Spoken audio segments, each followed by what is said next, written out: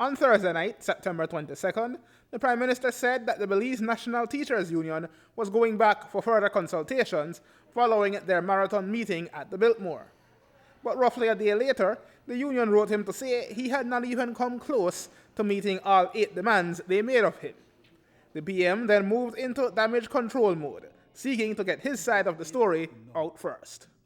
The results of that exhaustive and minute discussion on Thursday, the Prime Minister confirmed in his Sunday statement, did not lead to anything being completely agreed on, but he maintained that it was not his fault. Now, I had already attempted to address the demands in my response letter to them of September 14th, and I made further efforts to do so in last Thursday's meeting. But the B.N.T.U leadership proved unyielding, and after the meeting, they summarily rejected government in under 18 hours, despite promising to consult with their wider membership. In doing so, I believe they're being wholly unreasonable. However, as the old saying goes, there's 2 sides to every story, and then there is the truth. The other side of this story belongs to National President of the B.N.T.U, Luke Palacio, who now accuses the Prime Minister of wanting things his own way. He never said that to us then. We laid our positions to him right there in the meetings where we were not agreeing with some of the things he was proposing. And so I don't know that that now means that we are intolerable, because we need to understand that it seems that unless it is the Prime Minister's way, then it is no way. And we as Belizeans need to understand, we have the power. The power of the people is greater than the people in power. And if we realize that, and if we, again, I repeat, love this country, we will do what it takes for us to right what is wrong.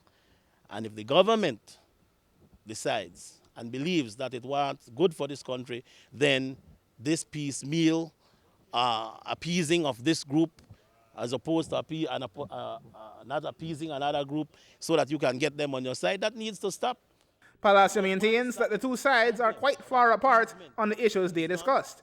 So where does this leave the country? On the verge of strike action, which the Prime Minister still wants to avert.